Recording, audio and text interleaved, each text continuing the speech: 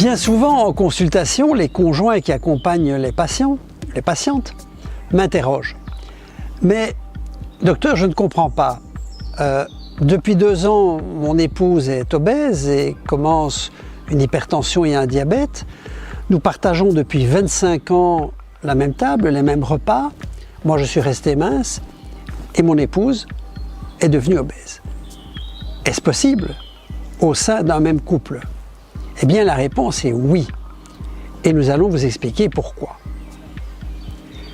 Je prends l'exemple de Sarah. Sarah a 45 ans, elle a eu 2 enfants il y a 12-13 ans et elle a pris 25 kilos. Son mari est resté mince, il en pèse 70. Que s'est-il passé?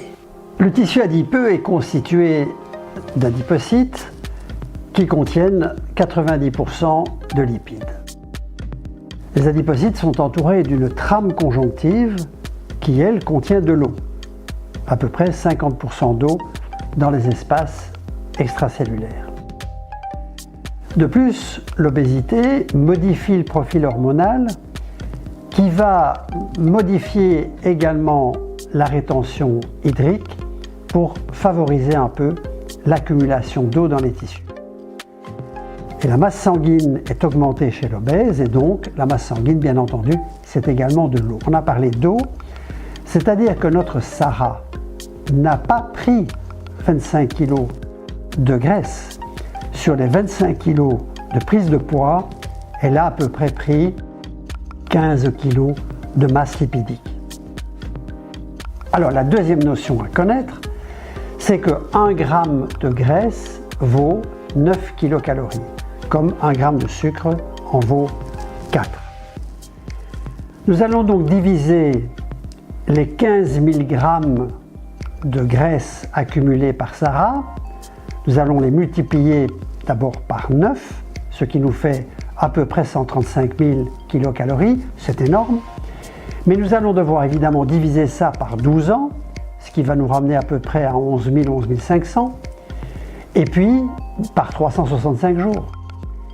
Donc en réalité, Sarah a accumulé chaque jour en moyenne un excès dans sa balance alimentaire de 30 calories et donc par repas de 10. Alors croyez-vous qu'en partageant un repas avec votre conjoint ou avec un ami, vous allez réaliser qu'il a pris 10 kilocalories de plus que vous, c'est-à-dire une cuillère de pâte, voire une cacahuète ou une amande? C'est évidemment totalement impossible.